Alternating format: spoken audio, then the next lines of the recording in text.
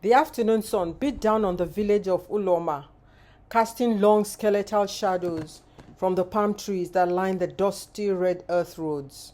In the compound of Mazi Nzeribe, however, a different kind of shadow lingered, one of bitterness and misplaced rage. It was a shadow that clung to the walls of his large, ostentatious house, a house built with the money of a woman he now despised even in death. And at the center of this shadow was a boy named Emeka.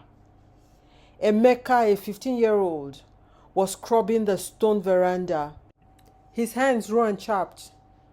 The bristles of the brush tore into the cement floor with a rhythmic grating sound, and sweat beads on his brow, tracing clean paths through the grime on his face. He worked with a frantic energy, not because he was diligent, but because he was afraid.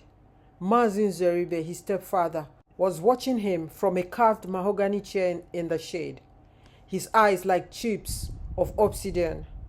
"Harder, you worthless child!" Mazi's voice was a low growl, and thick with contempt. "Do you think the dirt will simply run away in fear of your pathetic whining?" Emeka did not dare look up. He was scrubbing with more force, his knuckles turning white. He had learnt long ago that his stepfather's cruelty was the language of its own, and silence was the only response that did not invite more pain. To Mazi Nzeribe, Emeka was a living, breathing reminder of his mother's betrayal, a secret affair with the family driver that had ended in a ferry car crash, leaving Mazi a widower and Emeka an orphan in his own home. Mazi had inherited his wife's considerable wealth, but it was a fortune soured by the knowledge that it was not his own son who would one day inherit it. Please subscribe to this channel, turn on your notification bell, like, and comment. Thank you. For weeks, an old crippled beggar on a wheelchair had taken up a spot under the large mango tree just outside Mazi's gate. His clothes were ragged, his face etched with the lines of a hard life. The villagers, usually generous, were wary of this stranger, but he never asked for much, only offering a quiet greeting to those who passed by. His eyes, however, missed nothing. He saw the way Emeka flinched when Mazi Nzeribe's shadow fell over him. He saw the boy sneak scraps of food when his stepfather wasn't looking. He saw the bruises that sometimes bloomed on his arms like dark, ugly flowers. This beggar was in fact Chief Odumegu, a man whose name was whispered with reverence in boardrooms from Lagos to London. He had returned to his ancestral village for a quiet respite, only to be disturbed by the rumors of Mazi Nzeribe's wickedness. An old woman, her memory long and sharp, had told him the whole sordid tale. Now, disguised and observing, Chief Odumegu was plotting a rescue. Today, he decided, was the day. He hobbled towards the gate on his wheelchair. "Mazi Nzeribe," he called out, his voice raspy and humble. "A good day to you, sir." Mazi squinted at him, his lip curling in disgust. "What do you want, old man? I have no money for you."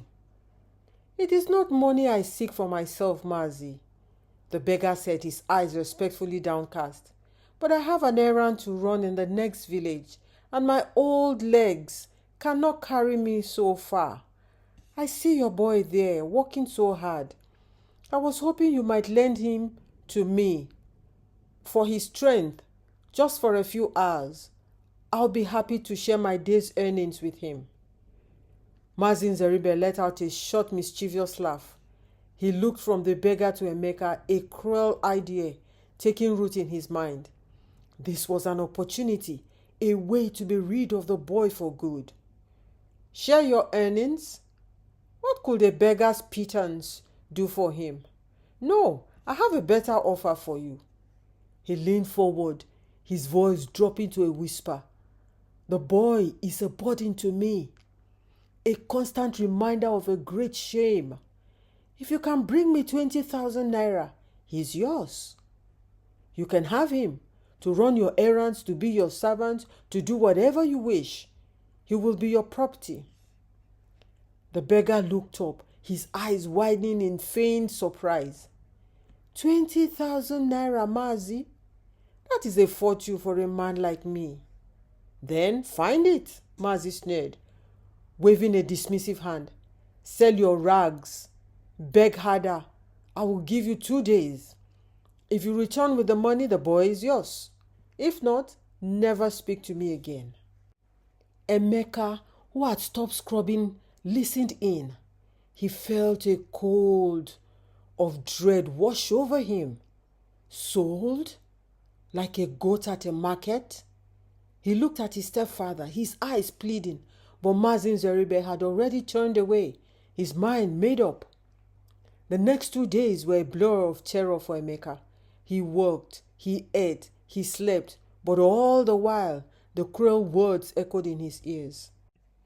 On the morning of the 3rd day, the beggar returned. He wheeled to the gate, a small, dirty envelope in his hands. "I have it, Mazi," he called out. Mazi Nzeribe emerged from the house, a greedy glint in his eyes. He snatched the envelope from the beggar's hands and emptied its content onto a small stool. He counted the notes with meticulous care. It was all there, 20,000 naira. "Excellent," Mazi said, a triumphant smile spreading across his face. He grabbed Emeka by the arm, his fingers digging into the boy's flesh. "He's yours now. Take him and be gone." He shoved Emeka towards the gate, onto the hands of the beggar. Emeka stumbled, his eyes wide with disbelief and terror. "Father, please," he cried, his voice breaking. "Don't do this. I will work harder. I will do anything." But Mazi Nzeribe simply turned and walked into his own house. The sound of the heavy wooden door slamming shut like a final irrevocable judgment. The shadow in the compound had finally swallowed Emeka, and as the beggar's hand rested gently on his shoulder, he felt himself being led away from the only home he had ever known, into a future that was a vast and terrifying one, opened before him. The world outside Mazi Nzeribe's gate seemed both alien and terrifyingly vast. The familiar red earth road, which Emeka had only ever traversed to fetch water or to run errands within the village, now stretched before him like an endless, uncertain path. The sun, which had been a source of oppressive heat in the compound, now felt like a cold, indifferent eye in the sky. Every step away from the slammed door of his home was a step into a void. Tears streamed down Emeka's face, silent and hot. He did not sob or wail. His grief was a quiet, suffocating thing, a knot of despair tightening in his chest. He kept looking back, a desperate, foolish hope flickering in his heart that the door would open and his stepfather would call him back. But the compound remained silent, a monument to the hatred that had just cast him out. The beggar, his new master, walked beside him in his wheelchair. He did not pull or push Emeka. His presence was a quiet, steadying one. After they had walked for some time, leaving the last of the village huts behind, he finally spoke, his voice surprisingly gentle. "The road is long, my boy," he said. "There is no need to cry. Tears will not shorten the journey." Emeka flinched at the sound of his voice, expecting a harsh command or a cruel word. When none came, he glanced at the old man. The beggar's face was still etched with hardship, but his eyes, when they met Emeka's, held not the cold indifference of a new owner, but a flicker of something else, something that looked almost like pity. "Where are you taking me, sir?" Emeka whispered, his voice shaky. "To a new life," the beggar replied simply. "A life where a boy's worth is not measured in naira or in the bitterness of a broken heart. Finally, they stopped in front of a mansion. A man dressed in a security guard's uniform rushed out to greet him, his face a mixture of relief and concern. "My lord," the man said, bowing low to the beggar, "we were beginning to worry. Is this the boy?" The beggar nodded, his hand resting on Emeka's shoulder. "Yes, this is Emeka. He has had a long journey. See that he gets a hot meal and a comfortable bed. Change his clothes also, to the best you can find." The man, whose name is David, looked at Emeka with kind eyes. "Of course, my lord. Come, young man, you are safe now." Emeka looked from David to the beggar, his mind reeling. "My lord?" He had heard the term before, used for chiefs and kings. He looked at the beggar's ragged clothes, his twisted legs, his dirt-streaked face. It made no sense. The beggar chuckled, a low, warm sound that seemed to chase away some of the shadows in Emeka's heart. He reached up and pulled at his hair, which came away in his hands, revealing a full head of neat, graying hair underneath. He then wiped his face with a cloth David had handed him, and the grime and wrinkles seemed to melt away, revealing the strong, distinguished features of a man who was used to commanding respect. He was no longer a crippled beggar. He was Chief Odumegu. "Welcome, Emeka," the chief said, his voice now clear and resonant. "Welcome to the first day of your new life." Emeka could only stare, his mouth open, as he was led into the house. The world had been turned upside down twice in a day. But for the first time, as the smell of stew filled his nostrils. Please subscribe to this channel, turn on your notification bell, like, and comment. Thank you. And the promise of a soft bed awaited him. He felt a tiny, fragile seed of hope beginning to sprout in the barren wastelands of his heart. Chief Odumegu sat down with Emeka and told him everything, how he had planned to rescue Emeka from his stepfather's cruelty.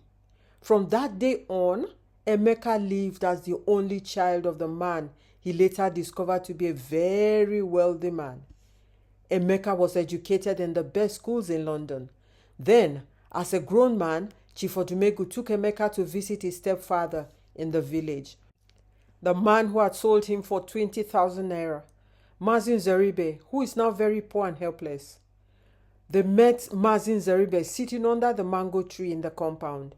He wept bitterly when he recognized Emeka. After their meeting, Emeka gave Mazi Nzeribe a bundle of money and left with tears in his eyes.